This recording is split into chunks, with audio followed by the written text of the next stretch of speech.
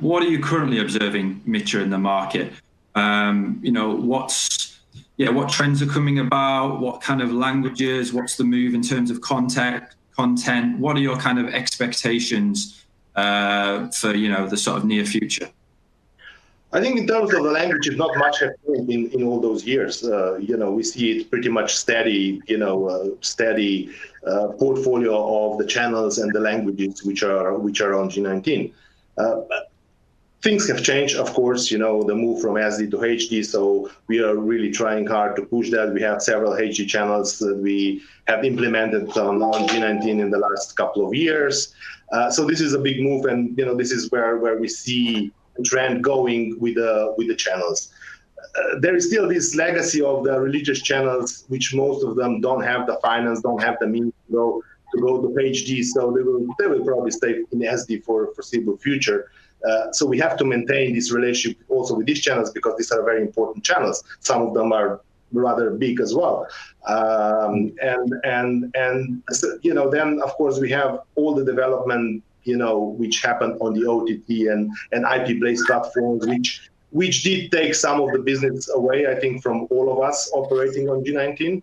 We have to be true, but these were mostly the channels which, their finances would run out sooner or later. So either they had an alternative to go off the satellite into the OTT, or they would go bust anyway. So it wasn't really, the sustainable type of channels. I think all the channels that we have there for many, many years, decade or more, they are still there, and they are still going strong, and there's still, no letting it go, or no indication that they might go off anytime soon, or go to alternative platforms, because G19 is still such a valuable proposal for all these channels that I think it's imperative that they stay there.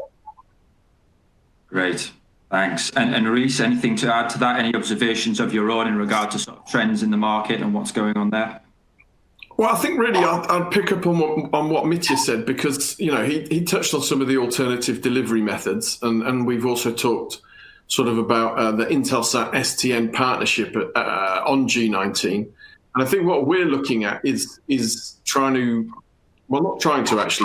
developing and implementing, because the planning stage is now over. We'll be implementing a number of supporting, let's say, applications and supporting materials to give really our partners at STN on G19 more ability to both keep existing channels and bring new channels in. One of the challenges is that we've got channels from all over the world there in multiple different language groups, and one of the challenges is how you aggregate that to sort of make the sum greater than the parts, if you like. So trying to make G19 a little bit more visible, offering more access in terms of what channels are on there, the content that will be on there, that type of approach. And really allowing people to extract full value from the neighborhood, because if we've got people operating sort of individually, if you like, then some of that value gets lost. So that's in the short term, and those developments and enhancements will come quite quickly.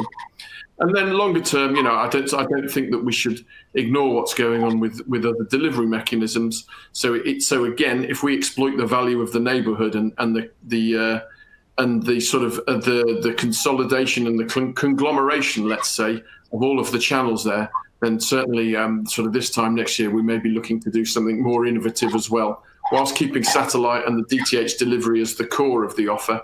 We always want to look forward and make sure that we are trying to innovate within the market, but also helping to reflect what our partners at STN and their customers are saying to us. So there needs to be progression.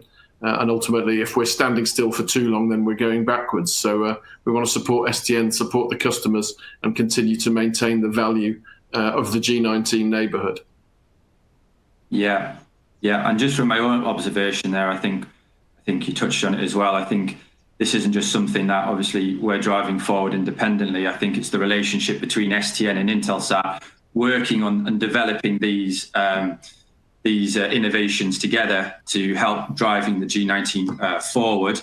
That is so crucial, and that ultimately helps it to be a massive success. The collaboration that goes around between the two parties. From our perspective, it has to be like that. You know, Mitja and his team are the people who are out in the field day in, day out. And so, you know, we need to listen to our partners and hear what they have to say in order to enact and execute the right sort of innovation. Hopefully, Mitja, you see that from your side. No, absolutely. I saw a lot of push, a lot of efforts, a lot of time invested into, you know, considering the next moves, the next improvements for the viewers and the customers on G19. And as you rightly said, so, you know, we just sent to all our customers yesterday the questionnaire, which will enhance these new platforms, which will enable them, you know, to have a much better viewing experience. So, yeah, I think, you know, definitely there has been a lot of help from Intelsat in this respect.